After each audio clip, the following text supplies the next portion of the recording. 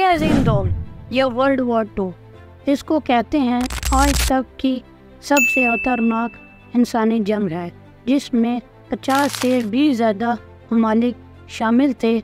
आप ये कह सकते हैं कि किसी न किसी तरह ये सारे ममालिक इस जंग में हिस्सेदार थे। इसके साथ साथ टेक्नोलॉजी डेवलपमेंट भी हुई जो हम लोग आज भी इस्तेमाल करते हैं, जिसमें सबसे बड़ी मिसाल आजकल के कंप्यूटर्स हैं जो 1940s में शुरू हुए। ये एक बहुत बड़ा कॉन्फ्लिक्ट था जो 6 साल चला, जिसमें बहुत ज़्यादा सारी इम्पोर्टेंट इवेंट्स हैं। सब्सक्राइब।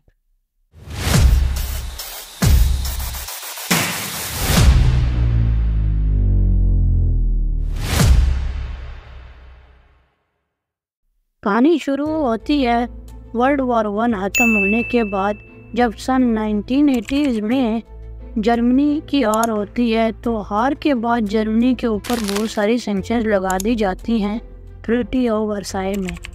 इस बारे में इस प्लेलिस्ट पर क्लिक कर आप चेक कर सकते हैं।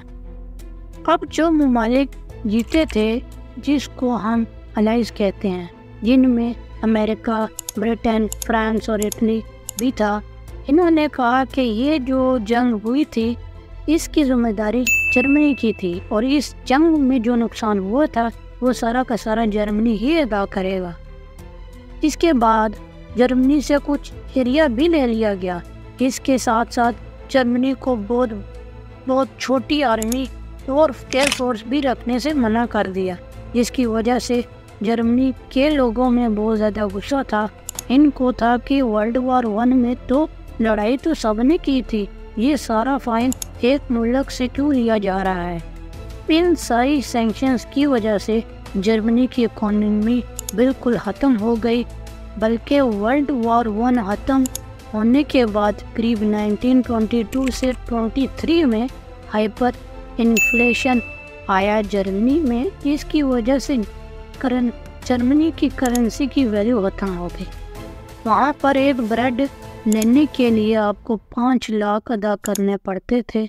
इसके बाद 1929 में अमेरिका में द ग्रेट डिप्रेशन आया, जिसकी वजह से अमेरिका की इकोनॉमी ख़राब हो गई। इसकी वजह से जर्मन इकोनॉमी बिल्कुल डिस्ट्रॉय हो गई थी। इस सब के बाद भी सिर्फ एक इंसान, जिसका नाम एडोल्फ हिटलर, वो सामने आया।